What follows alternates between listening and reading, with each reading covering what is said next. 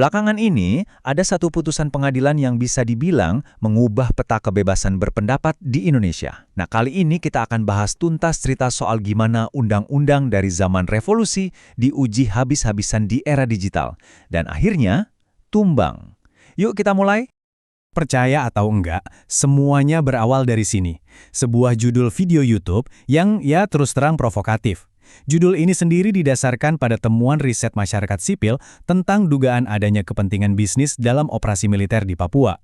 Judul inilah yang kemudian menyulut sebuah pertarungan hukum yang luar biasa besar, menyeret dua aktivis ke pengadilan dan mempertaruhkan nasib kebebasan kita semua dalam berekspresi. Oke, sebelum lanjut kita kenalan dulu sama tokoh-tokoh utamanya. Di satu sisi, ada Haris Azhar dan Fathiyah Maulidiyanti. Keduanya ini aktivis hak asasi manusia yang namanya udah nggak asing lagi lah ya di isu-isu demokrasi dan keadilan. Nah, kerja mereka dalam menyuarakan hasil riset inilah yang pada akhirnya membawa mereka berhadapan langsung dengan aparat hukum. Prosesnya itu cepet banget. Jadi awalnya cuma laporan riset, lalu dibahas di podcast YouTube. Tahu-tahu jadi kasus pidana besar yang menyita perhatian seluruh negeri. Ini contoh yang nyata banget gimana di zaman sekarang, sebuah informasi itu bisa dalam sekejap mata berubah jadi sengketa hukum. Nah, sekarang kita masuk ke jantung masalah hukumnya. Ini bukan lagi sekedar soal Haris dan Fathiyah, tapi soal senjata yang dipakai untuk menjerat mereka, yaitu undang-undang yang dianggap super lentur, nggak jelas, dan terus terang udah ketinggalan zaman. Ini dia, biang keroknya, pasal karet. Coba dibayangin karet gelang. Benda itu kan bisa ditarik, diregangkan sesuka hati buat ngikat apa aja kan? Nah, persis kayak gitulah cara kerja pasal-pasal ini. Karena definisinya yang super kabur, pasal ini jadi bisa dipakai buat banyak banget situasi dan ujung-ujungnya sering dipakai buat membungkam kritik. Yang paling bahaya, kita nggak pernah tahu pasti kapan omongan kita bisa dianggap melanggar hukum. Oke, ayo kita bedah pasalnya satu persatu. Fokus kita ke pasal 14 dan 15 dari UU nomor 1 tahun 1946. Keduanya ini sama-sama menghukum orang yang menyiarkan berita yang bisa bikin keonaran. Bedanya di mana? Gini, pasal 14 itu menargetkan berita bohong yang disebar dengan sengaja, dengan niat jahat untuk bikin onar. Kalau pasal 15 lebih luas lagi. Pasal ini menyasar kabar yang tidak pasti atau berlebihan. Artinya, walaupun niat kita baik atau kita nggak sengaja, kalau kabar yang kita sebar dianggap bisa bikin onar, ya tetap aja bisa kena.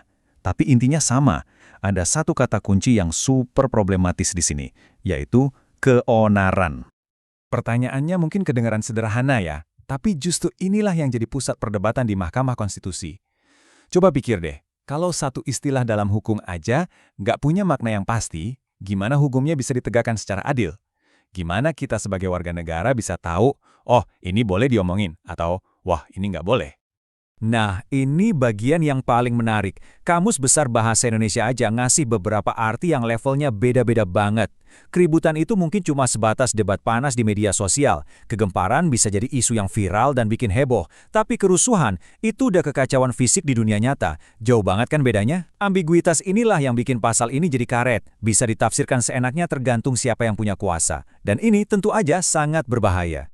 Penting banget buat kita pahami konteksnya. Undang-undang ini itu produk zamannya, dibuat tahun 1946, waktu Indonesia baru merdeka, situasinya masih kacau, masih darurat perang. Bahkan para pembuatnya sendiri bilang kalau ini cuma peraturan transisi, bukan buat selamanya.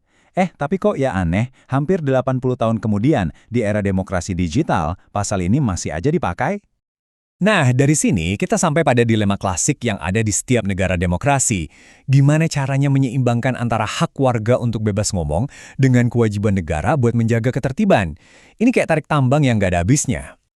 Di ruang sidang Mahkamah Konstitusi, kedua argumen ini beradu dengan sangat kuat. Di satu sisi, para pemohon, para aktivis, bilang kalau pasal-pasal ini adalah ancaman nyata bagi demokrasi, bikin orang jadi takut untuk mengkritik. Di sisi lain, pemerintah bilang, wah jangan dong, tanpa pasal ini nanti hoax dan fitnah merajalela, bisa mengancam stabilitas negara. Dua-duanya argumen yang masuk akal kan? Pertanyaannya, di mana kita harus menarik garis batasnya? Setelah berbulan-bulan persidangan, mendengar berbagai saksi, ahli, dan argumen panas dari kedua belah pihak, akhirnya tibalah saatnya Mahkamah Konstitusi mengetuk palu dan memberikan putusan finalnya. Jadi kira-kira pendulumnya berayun ke arah mana? Kebebasan yang lebih luas atau ketertiban yang lebih ketat? Dan inilah jawabannya. Mahkamah Konstitusi dengan tegas menyatakan, Pasal 14 dan Pasal 15 dari UU tahun 1946 itu bertentangan dengan Undang-Undang Dasar 1945. Artinya apa? Artinya kedua pasal ini nggak berlaku lagi, dihapus, dicabut dari peredaran, selamanya. Eits, tapi tunggu dulu, nggak cuma itu. Mahkamah juga menyentil pasal pencemaran nama baik, yaitu pasal 310 ayat 1 KUHP. Pasal ini dinyatakan inkonstitusional bersyarat. Maksudnya gini, pasalnya masih ada, tapi pemakaiannya dibatasi ketat. Hanya boleh untuk melindungi kehormatan pribadi orang biasa, bukan untuk membungkam kritik yang ditujukan kepada pejabat publik terkait kebijakannya. Ini beda banget loh. Terus, apa sih alasan utama di balik keputusan keren ini? Sederhananya, Mahkamah setuju kalau kata keonaran itu terlalu banyak artinya, terlalu multitafsir, dan ini melanggar prinsip kepastian hukum yang dijamin konstitusi.